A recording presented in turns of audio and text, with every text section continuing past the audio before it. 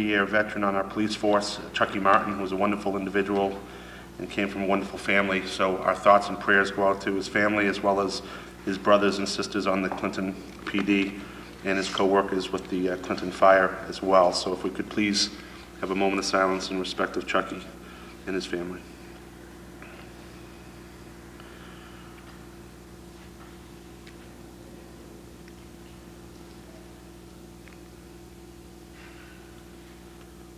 Thank you.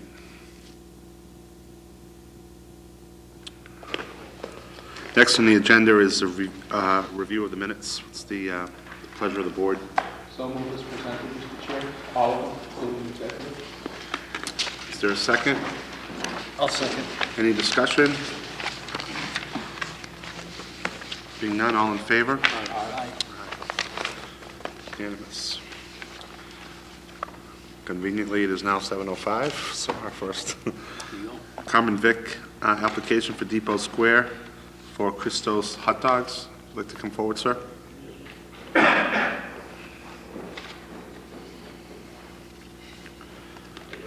Yes. Yeah, if you could please just state your name and address for the secretary.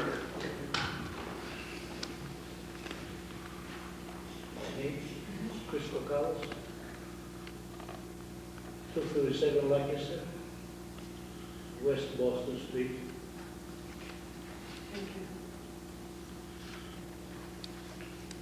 you. Okay, sir, if you could describe to us what your plans are for your hot dog stand.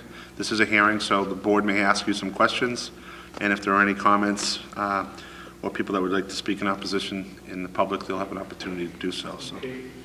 I like to come at nighttime. I'm standing out on 140 Route 70 and sell hot dogs between 11 to about 4 o'clock daytime. I like to come in the nighttime, you know, bars. I don't know where to stay. I got no clue where. But couple officers, they come and eat my hot dog stand. And they recommend it to me, but they come here at nighttime, I don't know what, 8 o'clock, 1 o'clock at night. But I don't know the area very good, but I live on 110 for about 25, 26 years. Okay. So I don't know where to stay now, I got no clue. But the Depot Square was recommended to me to stay there. Okay. That's All all right. I know. Questions from the board? Buzz? Question, I just think isn't there someone already down at Depot Square? There has been in the past. I don't know if there's one actively down Yes, I haven't seen it. there. Okay. Steve, you have any questions? What would be the times again, that you would come at night? Like Friday night or Saturday night, between 8 to about 1 o'clock at night. And probably have any other location. I got not too much idea. That you're gonna have to figure out, sir. Okay, I have to get it. Joe? No, I have no questions. Thank you. Just historically, that's where Most most people of do. those have gone, is because it's a little bit of parking in the Depot Square area. Okay. So that would be, I guess, a recommendation, but it's where historically the hot dog trucks have kind of located. Policemen, they can tell me where to stay, not to stay. And maybe people have any restrictions, you know, in town. It's a paperwork in the streets, supposed to stay and not to stay. Usually they, Worcester area, they give you all kind of list where to go and not to go. Yeah, I mean, you wouldn't be able to park on Main Street. So Okay. at Depot Square, it's kind of a U-shaped off the main street. Okay. Historically, I mean, I don't know if the police are going to want to give you guidance on that. I think we're going to need to do that, gentlemen. Right. On Main Street, at Depot Square, there's a road, an offshoot road that's not a main, a road that's being used in any capacity other than parking for, I believe now, a laundromat, which is surely closed at that time of night. So that, at least again, that would be my recommendation. You'd That's stay really- off the road. That's really the only Yeah. place to do it. So if you guys There's want a lot to of put room that, down there. There's plenty of room. There's there. a lot of room. directive or motion. Park against the depot wall. Yeah, I just went around this afternoon and I Otherwise, looked. the Yeah, police would there's a lot chase of them. room. Yeah. So, Mr. Chairman, I'll make a motion that we accept this license, at the Depot Square. That's my motion, Mr. Chairman. I'll second that motion. Okay, just under, was it being a hearing, or if it's public comment, is there anyone that would speak in opposition? Anyone speak in favor? And then I'll close public comment. Motion's been made by the board to approve a common vic down for mobile food truck at Depot Square, Christos Hot Dogs. Any further discussion? Being none, good luck with your business. All in favor? Aye. Good luck. Good luck to you.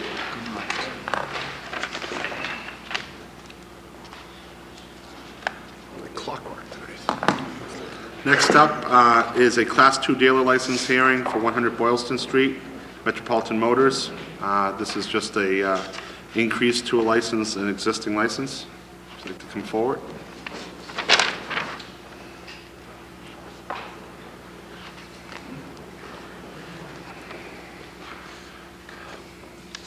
Hello, folks. If you could just state your names and address for the secretary. Deborah McMahon, Tony, 100 Boylston Street. Joseph L. Cody, 100 Boylston Street. Okay. Joe, maybe, or Deb, you could explain to the board your request to increase on your license. Well, it's a question of variety, of course, all the time. It's, you know, you have a newer car and they're looking for an older car. An older car, they're looking for a minivan, an older minivan, they're looking for a newer minivan. So it's a question of having, you know, one of each on a lot, an older one and a newer one. You know, not necessarily be 25 there at one time, but as they come and go, as you buy them on a Friday, sometimes you go down and you buy 3 or 4 cars on a Friday. Sometimes if you're restricted, you can only buy one. Maybe you can't buy any because you're overloaded and you can't do anything, so your hands are tied. If you have somebody requesting a specific vehicle, you have to try to bring it home for them. You know, people calling up saying, I want a Ford pickup 95 or something. You try to buy it for them, you bring it back, and there's no room on your lot to really keep it and clean it up. Okay. And you did pave, I guess I'll ask, you have room for that many cars? Oh, yeah, plenty. We did put a new building in, we did a lot of paving, we're trying to clean it up and make it look, you know, presentable for the town. Make it look like a nice area coming into town. Okay. Any questions from the board? Yeah, I have a question. Steve? So I saw some of the cars, they're gonna be going up towards the top of the hill? Is that what Yeah, they would be? well, I'm gonna keep them more or less down to the bottom. Like where? There is 101 square feet of, 101,720 square feet of property there, also 433 square frontage on the property. So it goes from the tunnel to Wilson Street, and it encompasses that whole piece of property. I mean, pretty much gonna keep the ones out front. I'm just trying to envision, like, so like basically where they're at right now, like in front of the house, Yeah, in front of the new building, all the way. all the way, you know, along the front of the house there. Any other questions? So, one other question. You're going to keep them from, like, the center of that building all the way up? Well, to the left of the new building, Yeah. all the way up past the building. Okay. Now, you have tenant parking there too, right? We have tenant parking as well, yeah. And you wouldn't put any cars over on that No, side? no, we wouldn't put it, they have to have their parking before they can get in and out. No, because you were talking about owning all the way to the tunnel. I just, Oh, no, I wouldn't. you wouldn't put any over there. No, we could have a buffer zone. Any questions or comments? It is a hearing, so if there's anyone in the public that would be in favor of this increase of the existing license? Was that anyone in opposition? Being not, okay. What's the pleasure of the board? So moved, Mr. Chair, is presented to the board. Is there a second? I'll second that. Okay. Any further discussion? On the discussion. Yeah. I just want to mention, there's not going to be more than 25 cars in it, right? Thank you. Okay. No further discussion. All in favor? Aye. Aye. You're all set. Thank you. Good luck with Good it. luck there. Thank you.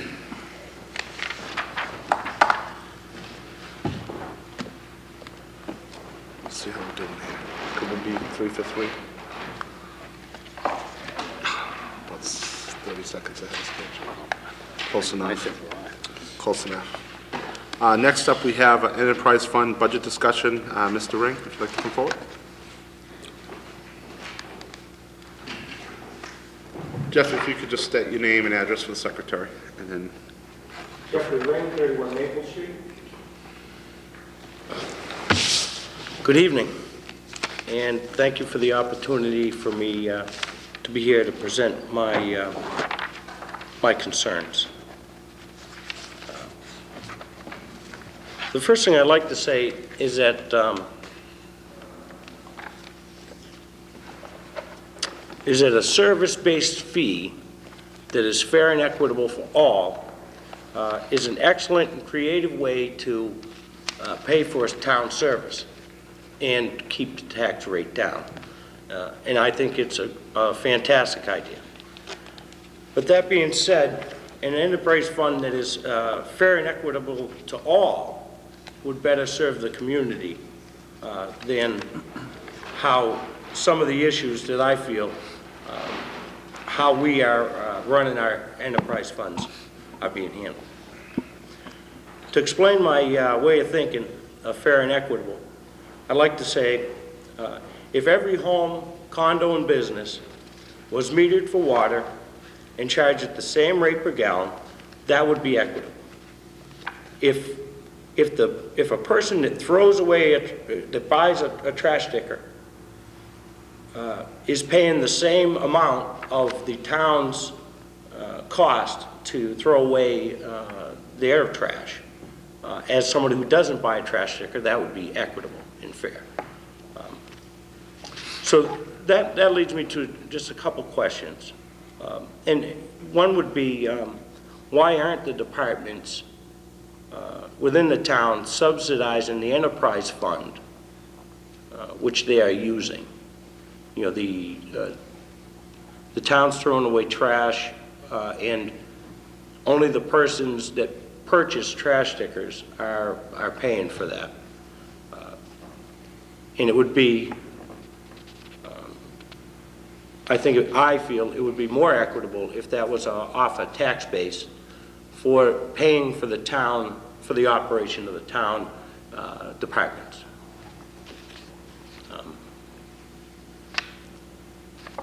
So I'd like to see them, to see the upcoming budget with that kind of a notation in it. What I also like to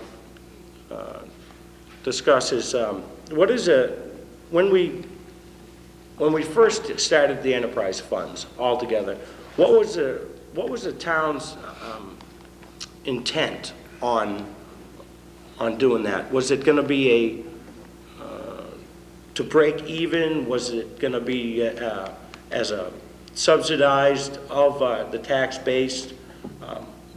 How did it all begin? And I know with you folks here, you be able to answer that. Well, it actually began before any one of these members of the board sat on the Board of Selectmen, so none of us were here when all the enterprise funds were started, Jeff. But ultimately, an enterprise fund, in the view historically from a budget perspective, has been that they are to maintain the operational costs of that particular department. So,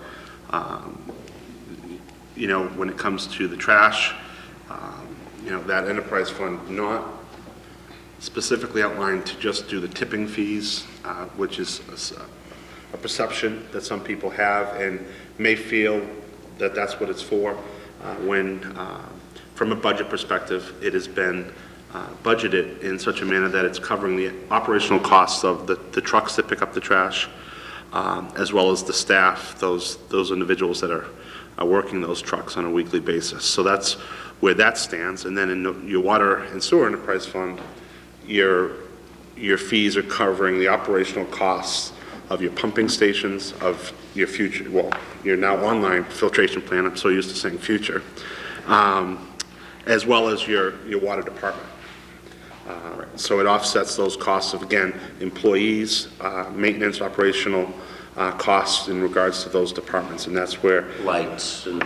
Yeah, everything like that. And just, from a matter of checking, the legality of that kind of an approach for an enterprise fund, the Department of Revenue has no issue with, because we have checked with them. So they're okay with an enterprise fund covering the operational costs of that said department. Now, we couldn't have money being recouped in an enterprise fund for water and sewer, and all of a sudden, move that money into the ambulance fund, or to buy, a ladder truck at the fire department. So it has to stay within that department and the operational costs of that. So that's, as far as where this board has been and how long we've been on the board, that's been the approach as far as the operational costs of those funds.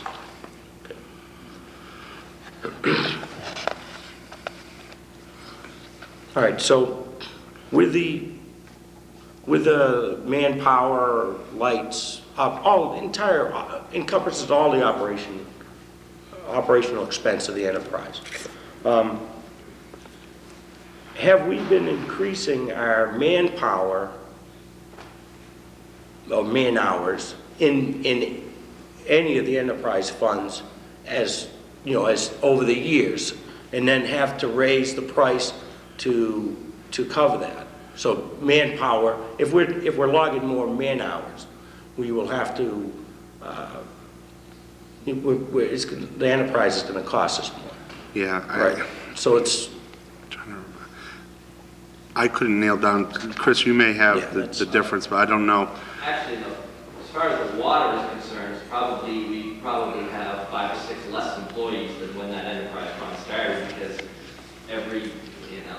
the water and sewer rates haven't climbed enough to cover the cost of keeping them. So we've ended up, before my time, they tell me that the water department used to have about 10 employees, and we're down to, 5 plus the 2 at the filtration plant. So as far as the water is concerned, they probably have been less employees in there. And the rubbish, this past year, we reallocated some of the fees on the rubbish to cover for vacations, sick time, the holiday time, when there's extra people on the rubbish during all the holiday weeks, which is 12 weeks during the year. So we added it all up, and it ended up being that in reality there's 4 people dedicated to rubbish, and we budgeted for 4 people to be on that rubbish truck. Through the enterprise account? Through the enterprise, paid for through the enterprise. 4 employees of the rubbish, of the DPW are receive their money through the enterprise. That's not an increase of 4. It's not an increase. no, that's what we, But that's what you It's actually budget. getting it back to where it belongs. Yeah. We've also reallocated some of my salary to the water and the rubbish enterprise fund to cover my costs, because probably most of my time is water, sewer, and rubbish as well. As well as the DPW The administrator. DPW also has a portion of it also, yes. It's fairly allocated amongst the different boards, right? okay, that's, I have a question. makes a lot of sense. Makes a lot of sense.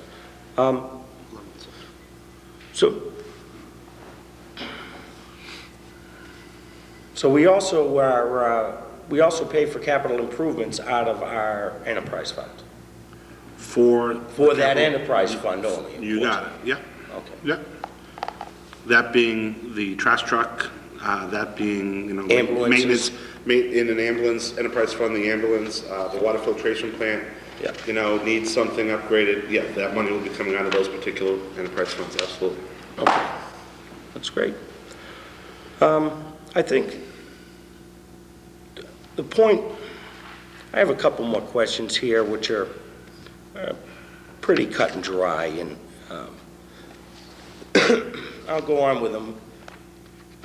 What kind of audit has been done to the enterprise fund as on an internal level in the town? Do we regularly audit these to We are audited. Tracking. We're audited yearly by an independent auditor, so they're fine with the enterprise funds, how they've operated. We have to report those audits as well to the DOR. Yeah. So it's all been done, it's all, And then every year, if you have excess, it also goes through another process where the funds get, it's in here somewhere, but they get, they could accrue them. yeah, they can carry them Carry over. 'em over. Yeah, Yeah. okay, Yeah. all right. So, I think my main issue is, as I sit here tonight and think about this, is that if the town base, the town departments are using an enterprise fund, the school is using water, there's a use of the enterprise fund. Myself, when I pay my water bill, a certain percentage of that is paying for the school, and the water that's going to the town hall here.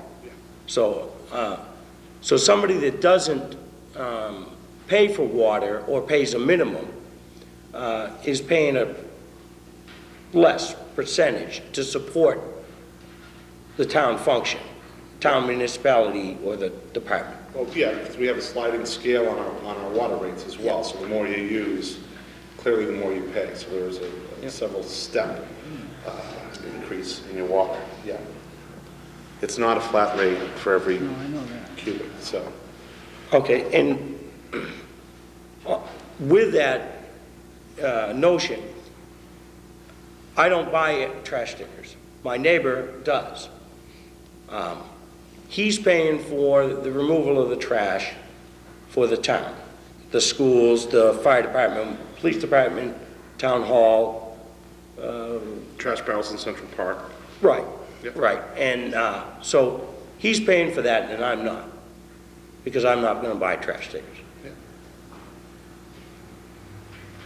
Now, wouldn't it be more equitable, is the point I'm making, that that fee or that cost gets paid out of the tax base for operation of the town, for the schools, the town hall here, and all the parks and everything put in, as being not something that is in the enterprise fund.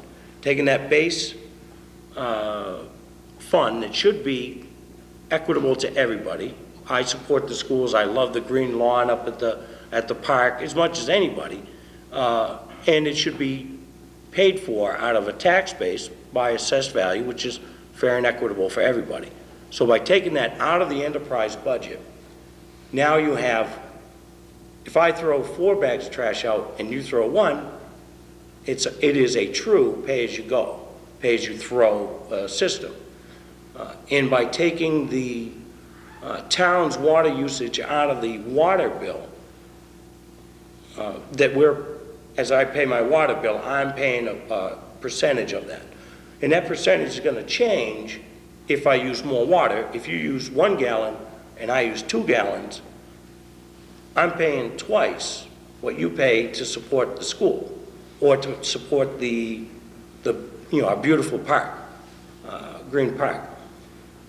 And I think equitably and fairly, if it was taken out of the tax base, it would be the same, everybody would be paying the same. And now you're paying for the user fee. You'll be paying X amount. That is strictly a user fee. It doesn't have any of this other, roll-up of the other departments. And I hate to beat up on the school, but they are probably our largest user of water and trash. And when it's on the tax base, it gets spread out to businesses, to everybody that owns property, and it's inequitable. It's a fair way to support our schools and to pay for them. And I realize that the concern would be the exorbitant amount of tax increase that these kind of a cost could associate. And I beg to differ on somebody with that assumption, because if it's coming out of your budget, you will recycle. Now that it's $2 a bag, I'm recycling more. And if you put the onus on a department and say, well, this is the budget you're given, and you should recycle. And I think ourselves as as townspeople, environment and just the benefits of recycling, you know, are fantastic, and we all should be doing it. And I don't see any reason why our town isn't doing it also. So I think it would cut down the cost and run it more efficiently. If you have any questions of me? Comment. I'm glad someone was listening when I had brought up the trash sticker fee issue last, whenever it was, last fall, I believe. I believe, as I voted against the trash sticker increase because I do believe that the pickup of the trash for the schools and for every other entity in town is not equitable because all trash sticker buyers are subsidizing it, and it shouldn't happen that way. That should come out of the general fund. It is not an enterprise fund expense, and it shouldn't be funded by the enterprise fund. Well, again, Joe, the State Department of Revenue does not view it the same way as you view it. They view it, and we've contacted them. They have a voicemail in the administrator's office. Okay. So they do view it as an acceptable expense. I don't necessarily agree. I'm not opposed to both of your point of views. Back in December, I was opposed because we couldn't fix it any other way other than to adjust the trash stickers at that point in time. But at that time, we discussed looking at this coming year's budget and viewing the general government cost of trash and things like that as being a viable option and a change in the enterprise fund. But as far as the DOR is concerned, allowing an enterprise fund to cover the general government expenses of trash, of water, they don't have a problem with us incorporating those enterprise funds to cover the costs of the general government services. They're fine with it. They're fine with a certain number of people, just the people that buy trash stickers, subsidizing that cost. They're fine with the way we operate the enterprise fund as it is today. Well, I'm not saying that it's perfect, and I'm not saying that we have to stay that way, but I'm just Right. letting you know that the DOR doesn't view it as running it in an inappropriate fashion or in an illegal fashion. so it's kind of a gray area, is what you're saying? Yeah, they basically turn it back to the community and say you can do it either way, and whichever way you feel is appropriate. But they don't view it as being, some form of an illegal enterprise fund that's operating inappropriately. They say that it's really up to the local authorities. Right. So what happens when the shortfalls mark in, for example, the trash fund, and you can't afford to fund for DPW orders? Do you have to go somewhere else to rob Peter to pay Paul, or what do you do in that sense? You can't. If you have a shortfall, then we have to increase the rates again? At the end of the year, if you have a shortfall, the general fund has to make up for that. Oh, okay. Until then you budget that shortfall in next year. Okay. Is what you do. Okay. You can have a shortfall. You can budget for and not replace the money if you choose to run your enterprise fund like that. But we don't. We don't do that. Okay. Is that something that has to be stated up front for that particular year? It has to be budgeted that way, yes. Your revenue, you have to show your revenue, you have to show how you are getting your revenue. And if you don't have enough revenue to cover your expenses, your budget, you have to show somewhere that you're budgeting that money. So for this particular fiscal year, if we were to say, okay, we're gonna put X number of dollars into this rubbish enterprise fund, and I'll use a round number of $40,000, for instance, to cover the tipping fees of the town's trash, that would be factored in, and the DOR would be perfectly happy with that at the end of the year. Or where is that? In other words, that 40,000 is being transferred from Department A, B, C, and D back into the enterprise fund? Right, either A, B, C, and D to cover their line item rubbish removal, or just from the general fund. It doesn't necessarily have to come, I don't believe, from each department's budget. I believe there can be a general fund subsidy for that. I think so. You don't have to say, hey, school, we're gonna put a burden on you, hey, police department, we're gonna put a burden on you. You could, Well, that $40,000 has, in other words, the general fund doesn't have, in a budget, Yes. And Mike, you can correct me if I'm off here, but you can't have a line item that just says general fund. It has to belong to a department and be accountable to a department, I would think. I may be wrong, but I was under the impression, and, you can put that $40,000 out there, Joe, into Yeah. the enterprise fund, and then tag, 4 different departments with a percentage of that $40,000. Right. Is that how it used to be? You could be Michael's department, it could be. Yeah, but it has to, what I'm saying, Chris, is it has to fall into a department and a line item within the town budget. It cannot be just $40,000 allocated from the general fund with no line item from it. Right. Someone has to be accountable for it, whether it be our office, the town accountant's office, someone has to have the $40,000. And at the end of the year, tied if you back to don't that. have the revenue, that's fine. You get hit on your free cash for that revenue, but they know that it's not an exact science. But we have to basically show them where our revenue is coming from to offset what our budget is for that. That's just a matter of the accounting. Is there a way you can calculate how much the town hall spends on trash, how much the police department spends on trash? It's gotta be- There's no way to do that? Just an estimate. is In the all. old days, did they do it that way, Chris? No, they've never done it. They've never had As far separate? as I know, the school, every department has always got the free trash pickup and disposal. But we get- Before they were I enterprise. got a question, Mr. Chairman. Okay. I got a, Chris, we have 2 trucks, correct, garbage trucks? There's nothing that says that we can send 1 truck to the school for a 6-week period. Try to That get, cost to be, for a certain period. yeah, for like, say, like 6 weeks, just to get an estimate, they get a more realistic estimate as opposed to what it really Do is. they all But have, it would add cost to the system, but you could do that. For 6 weeks, though. do they all have dumpsters, Chris? All these places, except here doesn't, I know that. Yeah, The library doesn't, right?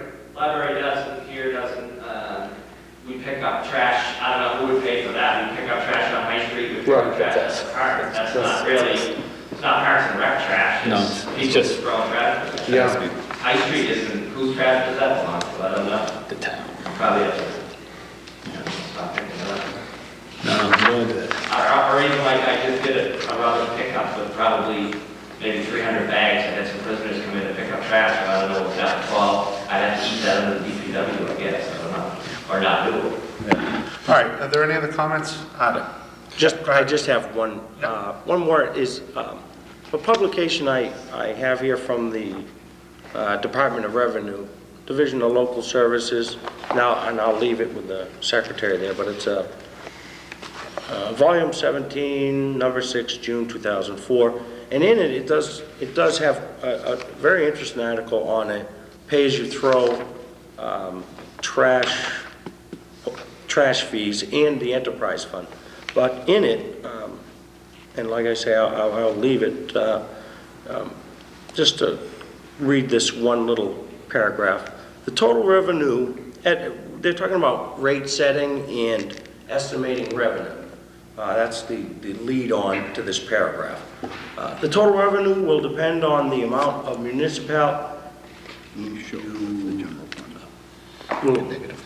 Yes, the total amount will depend on the amount of municipality-generated waste and bulky items. Revenue projections should exclude municipal waste unless a municipal department are included in the pay-as-you-throw program. So what they suggest, they seem to be suggesting, is that, and they use Worcester as Worcester requires its fire and police departments to participate or to use private haulers. So what they seem to be alluding to in this paragraph, and I'll leave it for your review, is that you really can't get an accurate look at it, which is the idea of having an enterprise fund, is so we can account it separately, we can review it as managers, he can review it and say, is it working? And that's the accounting principle of it, I believe. But it seems to be indicating here that we should be excluding the waste for the schools, the towns, unless they're going to participate in the pay-as-you-throw program, like all of us. So I will leave that. I do appreciate your time, and Thank you very much. You made some good points, so thank you. Thank you, very sir. Thank you. much. Okay, next on our agenda is administrative business. Mike, if you'd like to come up.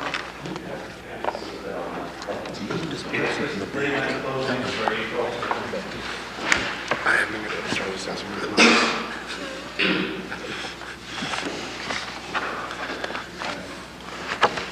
Just administratively, this late night closing for Breakaway Billiards, Clinton Turner's, Crystal Cafe, Gale House Grill, and Old Timer. Also, today, we received a letter from Jack's Bar, Board of Wellington, at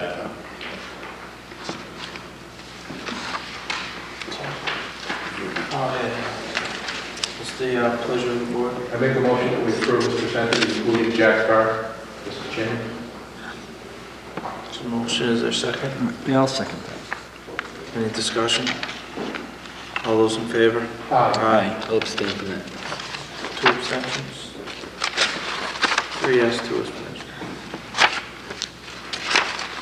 Okay, under old and new business, the road opening specs and water regulations. Chris, would you like to come forward?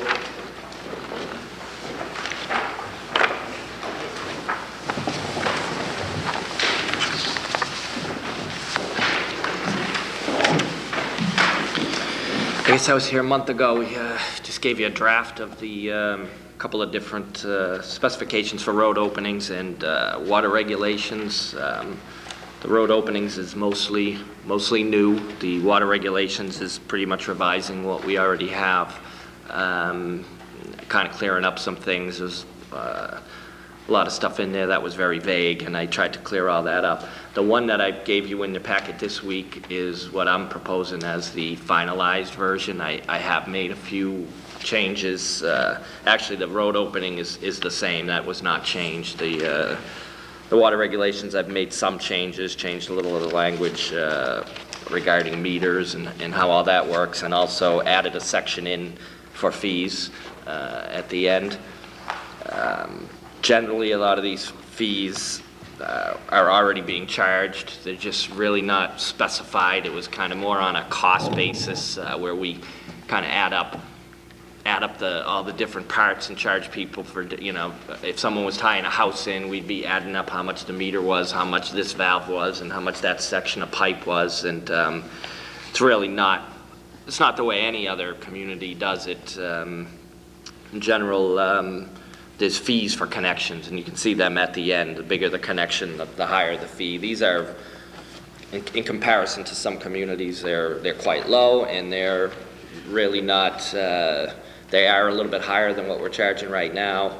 They're still somewhat low compared to some communities, like for instance, a 6-inch service line. They might charge $30,000, $40,000, $50,000 for a 6-inch service line, which, again, you could use fair and equitable, and I'm not so sure that is, because basically it's charging $30,000 for the privilege of tying onto our line, and it just seems rather excessive. I thought these were good fees. It's pretty much in line with what, the amount of work it is for us. We have to go there, we have to inspect it, we have to be there while they're doing the taps and laying the lines, and it makes it a lot more simple than the way we're doing it right now. Other than that, it's pretty much the same as what we had in here before, what we had in the draft from about a month ago. Okay. In regards to the road openings, members of the board have any questions? Yep. It's the pleasure of the board. So move as presented, Mr. Chair. Is there a second? Second. Under discussion, Joe, you have a question? You look perplexed. No, I don't have a question at all. Okay.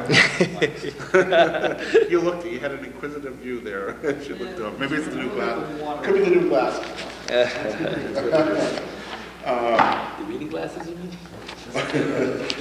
Speaking, that there's no other discussion, what's the pleasure of the board?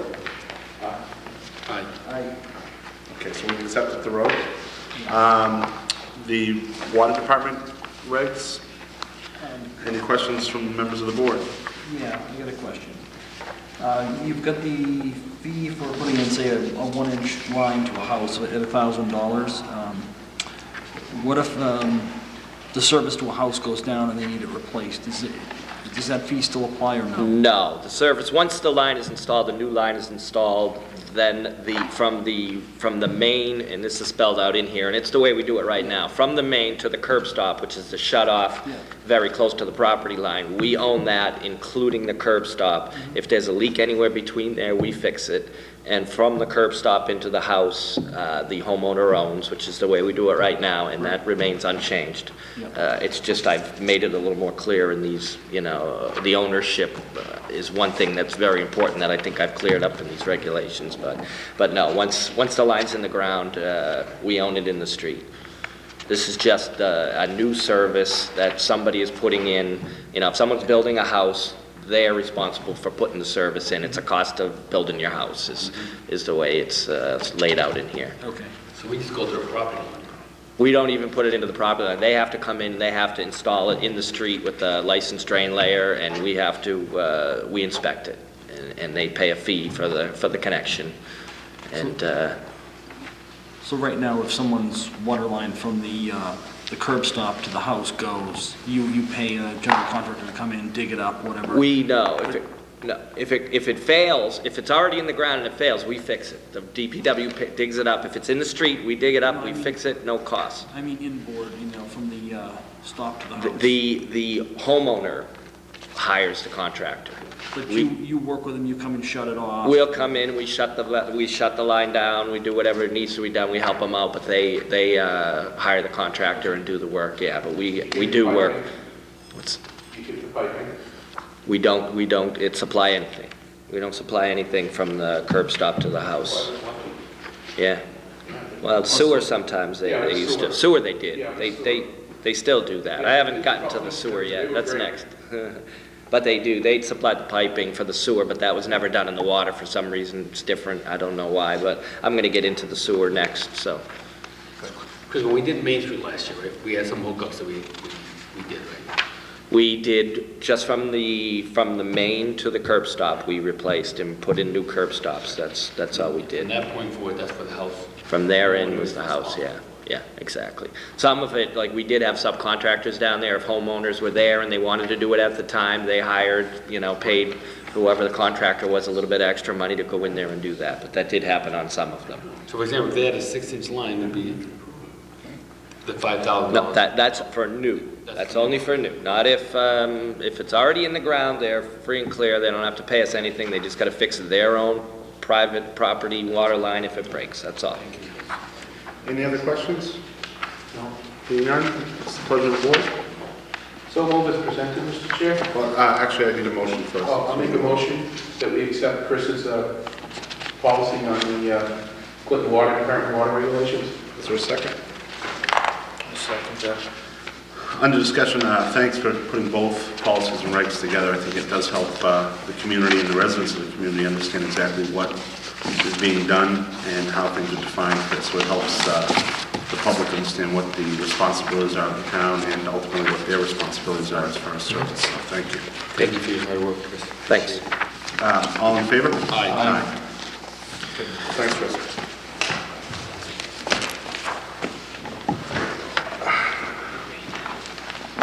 We have a request to add on the taxi service, came before us at our last meeting, to add James Baldessari, 201 Oak Street. Mike, does that require a hearing, or can we just add that? No, the license is already been approved. It just requires the licensing authority to approve any changes to that. It's just adding operator, adding or subtracting operators. Okay. The hearing is for the license itself. The police chief has reviewed the application and recommends the approval. What's the pleasure of the board? So moved, Mr. Chairman. I'll second that. Any discussion? Being none, all in favor? Aye. I'm going to be opposed. Okay. So, 4-1. We take the next one. This is regarding income. Income restaurant. Police chief has sent the report to Selectmen. Review regarding alleged drug dealing on the premises of Rincon, Corolla Restaurant in Clinton. Chief Levenger is requesting that the Board of Selectmen hold a hearing to consider suspension or revocation of liquor license held by this establishment. Well, I'd like to make a motion that we have a hearing on this at our next meeting. I'll second that. I guess what's in that motion to have the police chief and Okay. members of the establishment. Okay, I'll add that the police chief should be present along with the owner and manager or whoever needs to be from the establishment. Right, good. Motion made, second. I'll second that. Any discussion? All those in favor? Aye. No, abstain. One abstention. Next up, the organizers of the comedy and musical show that was held at the Clinton Town Hall on March 16th. Actually, it was not on the 16th, it was on the 23rd or 4th. It was for the Gannon family fundraiser in memory of Jay Gannon. They're requesting us to waive the $250 rental fee for the hall.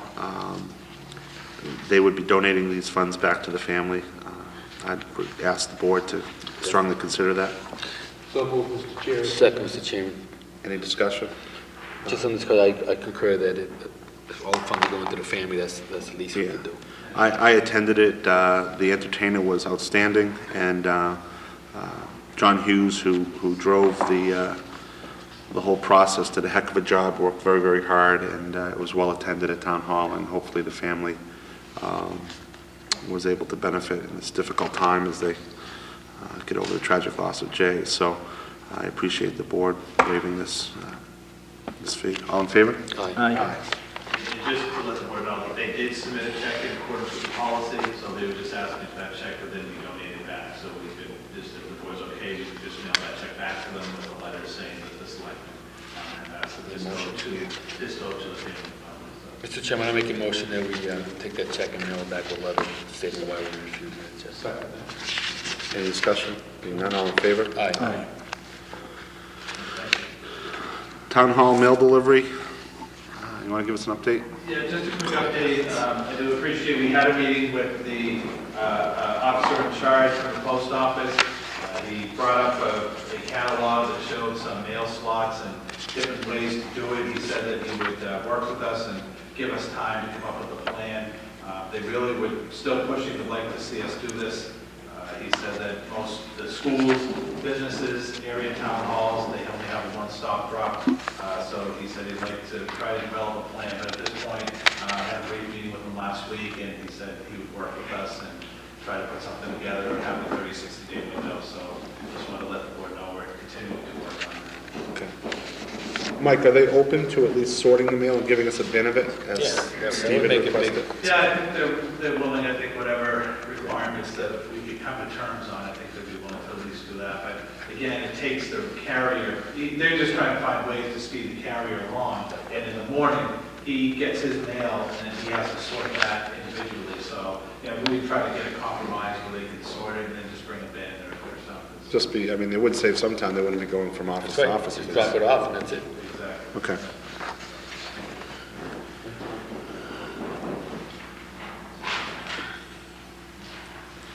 South Meadow boat ramp issue. Selectmen have received a letter from Paula Nedved, 46 South Meadow Road. The Clinton Conservation Commission did hold a meeting that I attended last week. Paula, in that meeting, had expressed an interest to discuss with the Fish and Game folks that are spearheading the grassroots effort, to meet with them and the state to see if they could come to an agreement or compromise on the gating off of the ramp. So that may go forward. Meanwhile, there is still activity with the boat ramp proposal coming off of South Meadow Road. Conservation Commission, I'm going to give you guys an update on the Conservation Commission meeting. I'm not in the committee, so it's all relative. Conservation Commission basically requested that the design proposal come back with more detail, and that they go forward with contacting, the state for the appropriate licenses as well. But in parallel to this, the Nedveds have requested a meeting with the state and those individuals to try to come to some compromise. So there are two parallel efforts going on. One, to see if there's a compromise for the existing boat ramp, And if that's not found, they're going to continue to make sure that they can meet the requirements of the Conservation Commission and the state. So that's where we are in South Meadow. Mr. Chairman, I'd just like to pass out to the board members too. We received a letter, comment from the Army Corps of Engineers on the new proposal. The original was forwarded to the Conservation Commission, but just wanted the board members to also have a copy too of the fairly detailed packet. So. I would, none of us have read this, but I just caution everyone, if this is too scathing or requesting an awful lot of information, it's due to the fact that their plans were extremely preliminary, that they proposed and put forward to the Conservation Commission, and they are committed to getting additional engineering resources and the appropriate engineering work done. So I have not been able to read this at all, but not sure where they're coming from, but they may have a lot of questions, and that's due to the fact that their initial plans were preliminary. Right, exactly. And I think the commission will take those comments under advisement, like the state comments and the abutter comments, but I just want the board members to have a copy in case there was questioned or someone asked about it. So. There's certainly an openness and willingness by the group proposing this ramp to make sure that they come in compliance with both state and Conservation Commission requirements. So that's a good thing, and they're going to work hard to make that happen. So. Quick question? Yeah.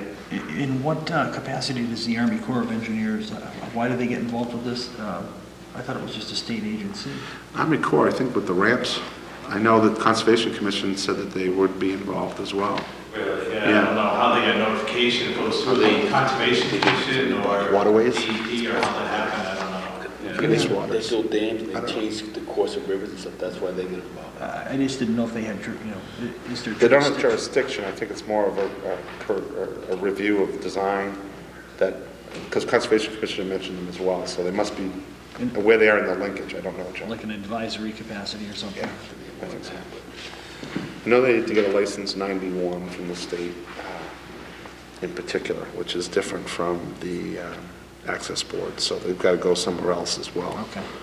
To drop in a ramp, they need additional licenses, so they've got some work to do. Mm-hmm. Thank you. Okay, next up, we have the Clinton Retirement Board.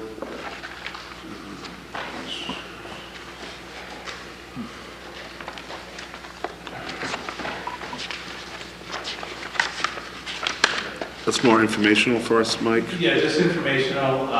They have not responded anything further as to how they're going to be handling this issue. But just to let the board know that probably in the future, they might want to come in and talk about it further. But these are under the state law. I think these were individuals that worked for the town of Clinton and then went to, let's say, the state, and they retired under that 59A of the law. So I guess there's some provision of the town has some responsibility, the state has some responsibility, and they're under the state rules. So they charge the town an assessment every year for that amount, and that assessment has them go into the retirement board instead of to the town of Clinton. So I just wanted to let the board update the board, and they indicated they would get back with their position going forward on this. Okay, next, Town Constable. We have one individual, do we need two? That was my question, Mr. Chairman. I think that if we're going to post, if someone's requesting that, we should at least open, if we decide to do, we should at least open it to the public if there's a need for another one. Do we have the need, though, Mr. Farrar? That's what I'm Still saying. town council. That's what I'm saying. I mean, you could have more than one. The question is, if we need more than one, We should advertise. then we should at least advertise. Yeah. At a minimum. Well, I'm a big believer in advertising, so I don't know. So that's just my take on that. I agree. So, Why don't we research first if there's even a requirement for a second one? If so, then we can address it at our next meeting and post an advertisement in the paper, if everyone's agreeable to that, right? If there's a need. I don't know. And if there's not, we can certainly, then send a letter, thanking the person for their interest, and we'll see where that goes. Lastly, the building inspector has given us his final date of April 8th, that he'll be able to serve as full-time building inspector. due to prior commitments, and he's been nice enough to hang on for the last few months. He does have 2 different individuals that will be able to pick up the day-to-day inspections after the 8th until issues with the personnel board get resolved, I guess. I thought they were resolved already, but they're not. So there is some level of coverage on those on full-time, daytime. Who are his alternates? Mike, do you have the names of the people that have been the fill-ins for Pete? I can get for you, yeah, their appointments that he made, so I probably want to double check with them before I say, because I'm not sure. Yeah, I don't have the names either, Joe, but I know he did mention he had 2 individuals that when he's on vacation, things like that, that are filled in for him. Are they, do we know are the inspectors in other towns or just? I know one has gone. Yeah, so I think they're people that, again, they're just used on a as needed for coverage that they've used in the past. The building code allows the building inspector to appoint alternate inspectors as needed. And I know Pete has had a couple of gentlemen that have helped him if there's been a lot of inspections or when he's been on vacation. So, but I'll get those names to the board tomorrow. Okay. Committee reports. Steve, you want to mention the recycling committee day? Yes. We're going to be having a recycling, what day did we put down? The 29th. And same thing we do every year. And it's really been a good success in the past, and we're doing it again. And the prices are staying the same, so it's a good opportunity. We're hoping that it's a Saturday. The weather's usually good, so please make sure to plan for that now, because the hours are going to be 8 a.m. to 12 at the recycling center. exactly. We have stuff in the town hall of the pricings. If you want to call, we can post in some of the stores also. So again, take advantage of it. It was a success last year. It's just important that we do it. Certain, just so people understand, certain types of items that you can dispose of: car tires, batteries, gas grill cylinders, refrigerators, air conditioners, different home appliances. A big one that you see on the sides of roads that are not supposed to be disposed are computers and tires, but also computers, computer screens, TVs, furniture, mattresses, and any other bulky items. So it's an opportunity to clear out your basements or your garages or your bedrooms, wherever they may be, and bring them down. It is a good day to kind of clean up for the spring. And there is one more thing. If people want to help, they can come over and help. Yeah, you offer that to the keep saying that. Feel free to come over.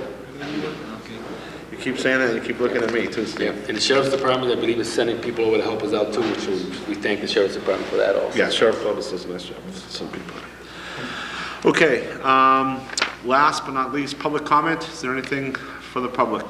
Being none, we'll close public comment. We have 4 different executive sessions. Actually, there'll be 5 executive sessions. If you notice, there was one more thing dropped off by the solicitor.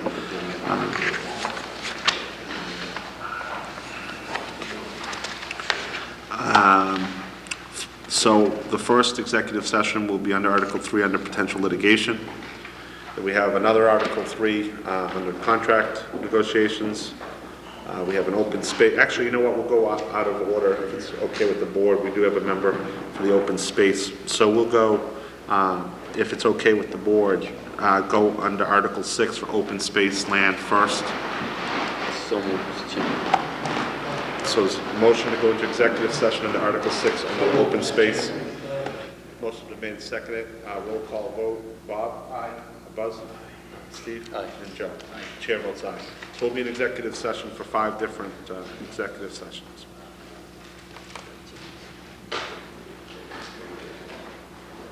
Yeah, I think so.